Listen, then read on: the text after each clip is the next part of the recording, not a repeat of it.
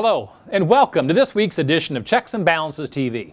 Today's program is entitled Financial Independence: How to Protect Your Nest Egg from Unforeseen Expenses in Retirement.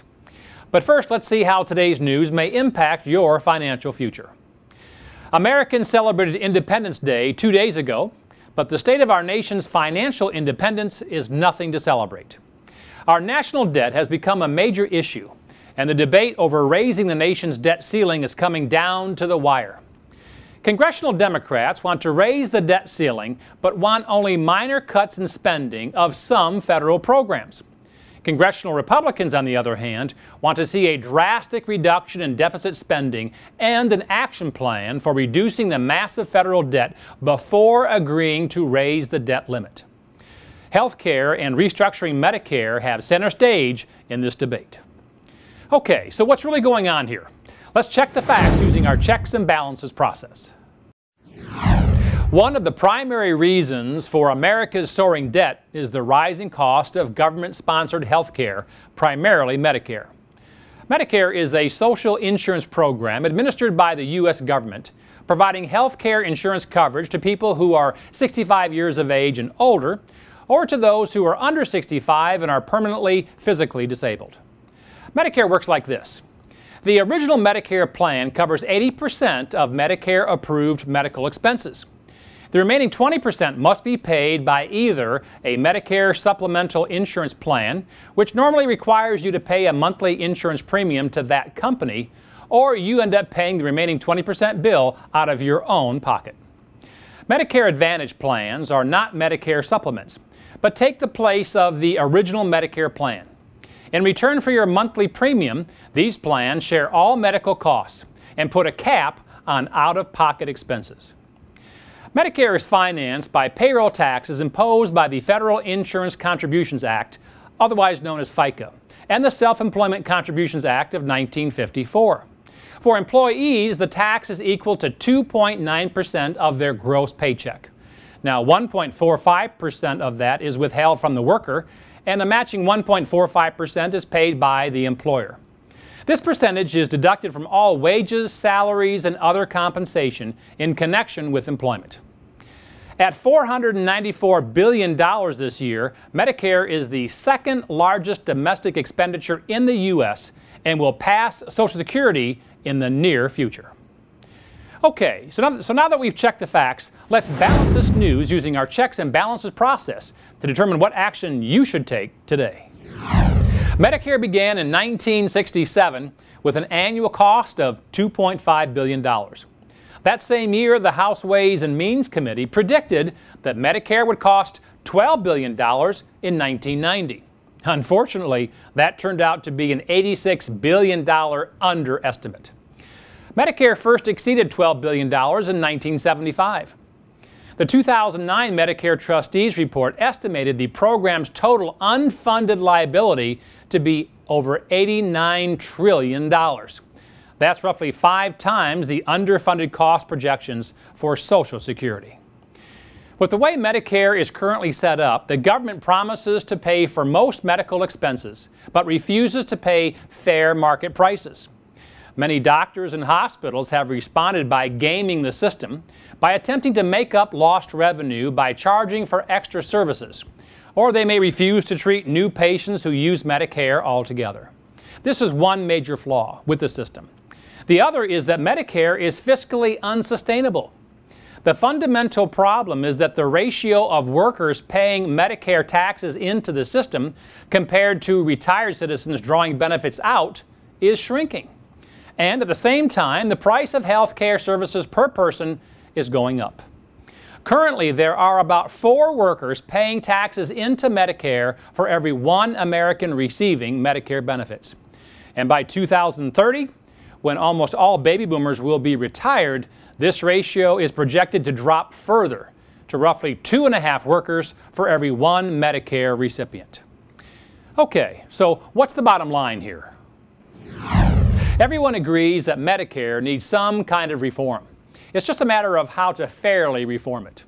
Whether it's reducing some benefits or raising some taxes, or increasing co-pays and subscriber contributions, at some point something has to change. Everyone, from medical professionals to the government and individual subscribers, need to be more accountable and responsible with their role in the equation. Seniors and other Medicare beneficiaries need to be responsible in how they use their benefits. Doctors and healthcare providers need to be responsible with how they bill patients and only treat patients for what is medically necessary and nothing more in an effort to drive up service fees.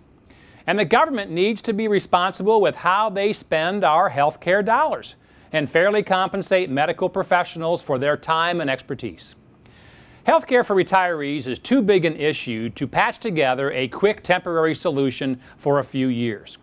But the long-term financial problems that could arise from ignoring this important medical benefit are too big to avoid. At some point, a realistic solution needs to be implemented. And now for Matt's weekly financial tip, tool, or technique. As we all get one day closer to retirement, it's important that we have a plan for both the expected as well as the unexpected or hidden costs of retirement. So here are 5 commonly overlooked expenses in retirement that could take a bite out of your nest egg if you're not careful. Number 1, health care expenses. The average 65-year-old couple retiring in 2011 will need an average of $230,000 to pay for out-of-pocket medical expenses in retirement. This includes things like insurance premiums, co-payments, out-of-pocket expenses, and prescription drugs. This does not include, though, long-term care expenses, which is number 2. Watch out for long-term care expenses. 1 out of every 2 adults will require some form of long-term care assistance in retirement. And the average cost of a nursing home in the U.S. is currently $219 a day, which equals $6,600 a month. Adult daycare is $67 a day, and an assisted living facility could cost more than $3,000 per month. A good long-term care insurance policy or rider could dramatically protect your nest egg from this very high expense. Number 3, watch out for cost of living expenses. Even though you're retired, or will be one day, you will still need money to live on.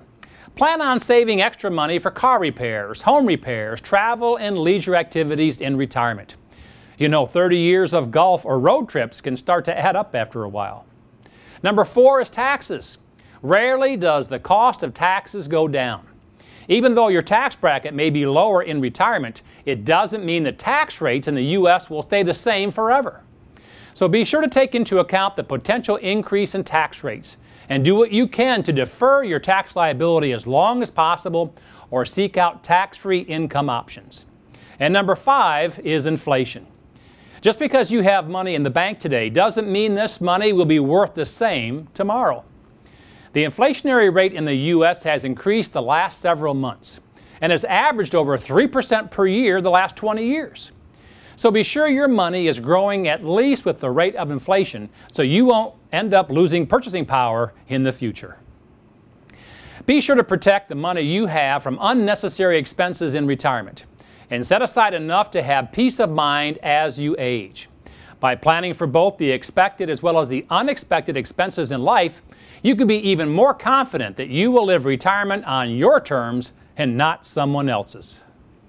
In this week's CBTV poll, we're asking Americans an important question. How would you vote to change Medicare? Log on to answer this poll at www.checksandbalances.tv. And while you're on the site, be sure to download our latest report on The Truth About Stockbrokers, a free report that reveals to you the pros and cons of working with a stockbroker. And we will also pull back the curtain and reveal some of the unscrupulous business practices of some brokers and the firms they represent. And finally, remember that only you can control your financial future. You can succeed. You just need confidence and determination. I'm Matthew J. Reddick from Checks and Balances TV. Until next week, dump debt, invest wisely, believe in yourself, and make it happen.